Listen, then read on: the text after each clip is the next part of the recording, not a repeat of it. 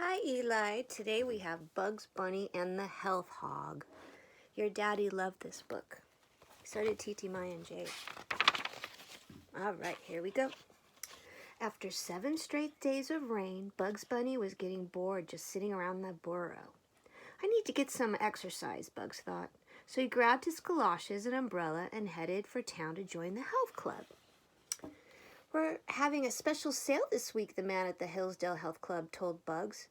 Ask a friend to sign up with you and get an extra 3 months membership for free. That sounded like a great deal to Bugs. He quickly set out to find his best buddy, Porky Pig. Hey, what's up, Doc? Bugs asked when he reached Porky's house. You look pretty down. I'm bored, said Porky. It's this awful rain.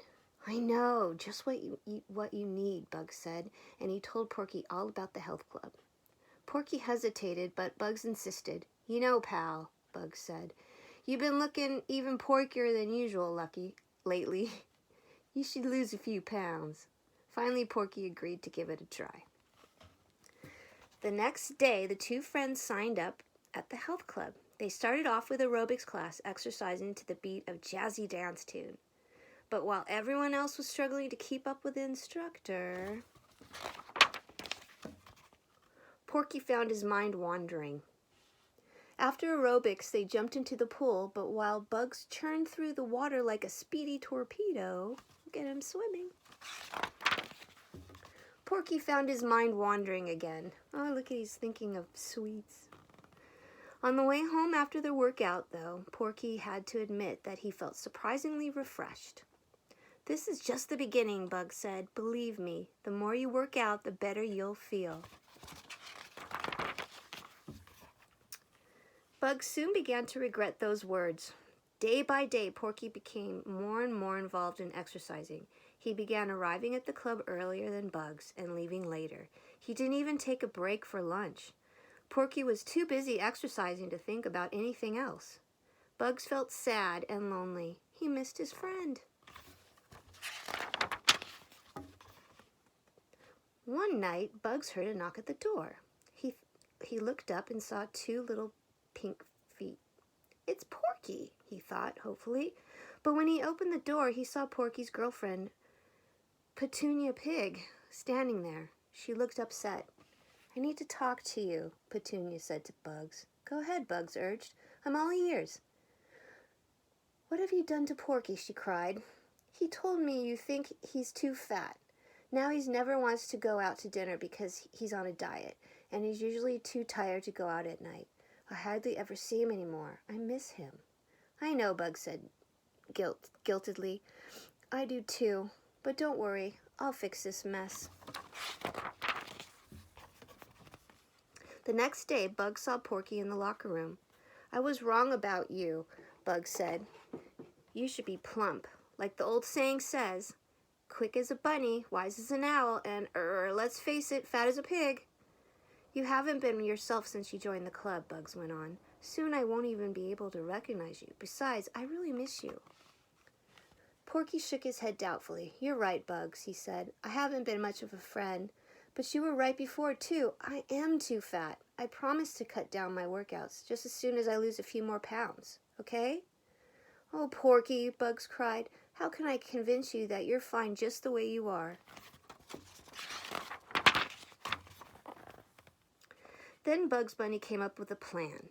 The next morning, he showed up at the club even earlier than Porky. He sneaked into the gym with a can of silver paint and changed the number on one of the weights from 10 to 20.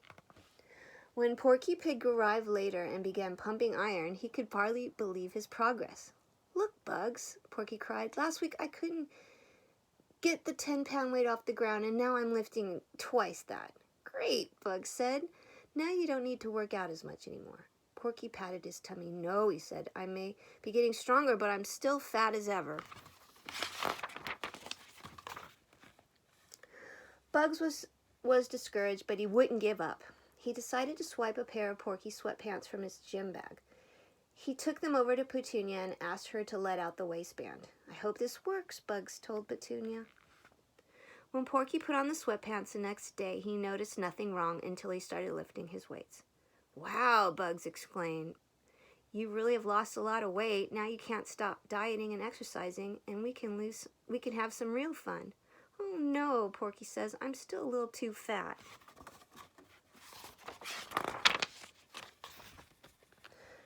That week, the carnival came to town. Bugs asked Porky to leave the club early and go over to the fairground. But Porky didn't want to miss his afternoon calisthenics class. So Bugs went to the carnival alone. While passing by the magic mirrors in the funhouse, he had a real brainstorm. Bright and early the next morning, Bugs hung a magic mirror on Porky's locker door. Then he slipped out into the hall to see what would happen next. When Porky opened his locker and took a look in the mirror, he squeaked at what he saw.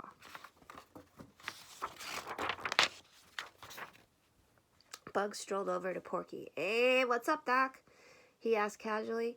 You were right, Porky cried. Look at what I've done to myself. With all this silly dieting and exercising, why, I look 100 times worse than I did at the very fattest. I never should have joined this awful club. That's not true, Bugs said. There's nothing silly about exercising or dieting in moderation. But you overdid it. You turned into a health hog, and there's nothing healthy about that. Gee, I'd give anything to be my old self again, Porky said glumly. Porky looked so sad that Bugs knew he learned his lesson. He told Porky about the tricks he played. So you see, Bugs concluded, you still are your old self.